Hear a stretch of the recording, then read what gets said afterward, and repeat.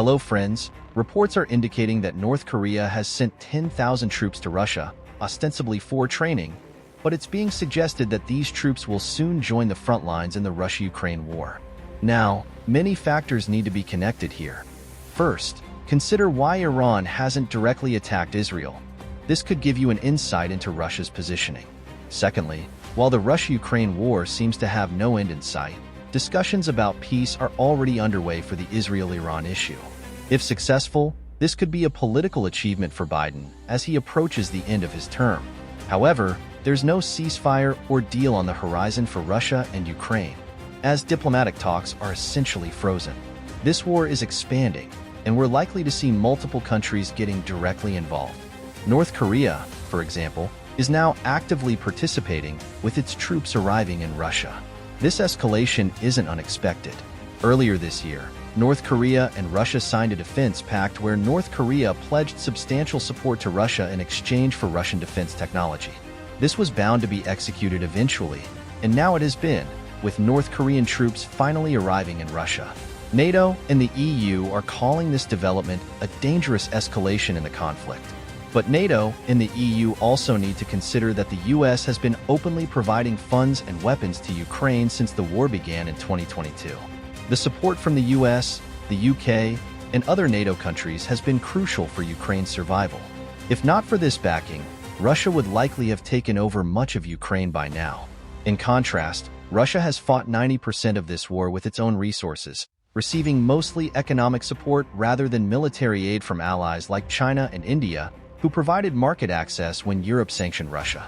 With the US and NATO recognizing that Russia's economy is now nearly impossible to destabilize, they're shifting focus to isolate Russia's allies. However, this is the first time Russia has directly requested military assistance from an ally, namely North Korea. There were earlier reports that North Korea had sent arms and missiles to Russia, and now it appears they have also sent troops. Ukrainian President Zelensky had previously hinted at the arrival of North Korean soldiers in Russia, suggesting that around 12,000 North Korean troops could soon be fighting on the front lines after a few weeks of training.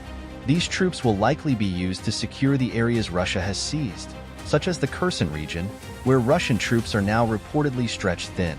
Even NATO's chief has warned that this is a very dangerous escalation, and we're likely to see more countries directly involved in this war.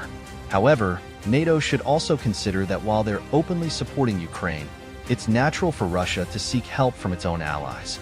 The most important point made here by NATO's chief is this: at least 600,000 Russian soldiers are reportedly either wounded or killed, which is a staggering number.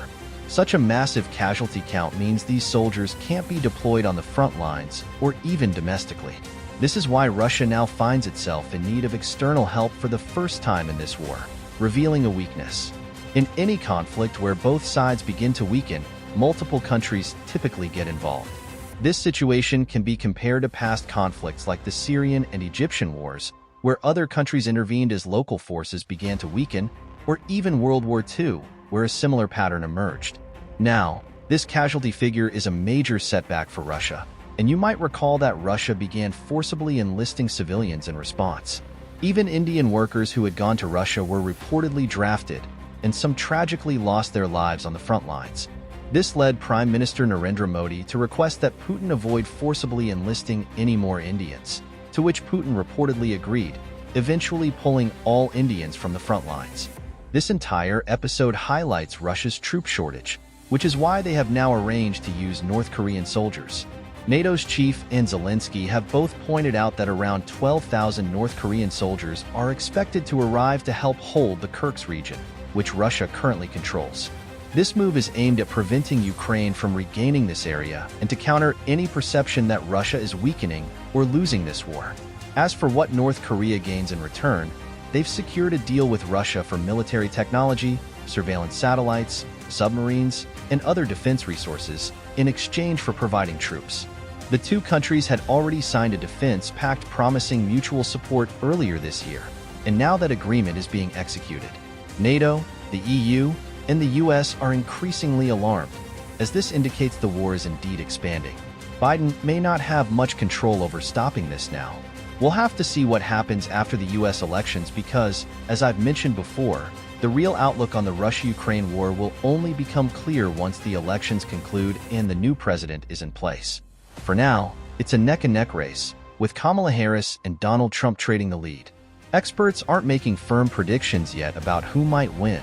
Until the elections, we won't see a clear resolution to this war.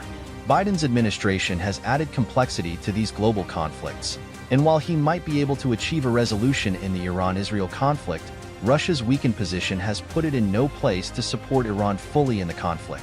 For now, both Russia and its allies seem to have decided to set aside the Iran issue since Hezbollah and Hamas have already sustained considerable damage. Iran is likely just buying time and is staying quiet on this front. Meanwhile, Russia is anxiously waiting to see the outcome of the US elections. So, as Biden's term winds down, he seems to be trying to make some final moves in these conflicts to leave on a high note. That's all for this video. Thank you, and see you in the next one.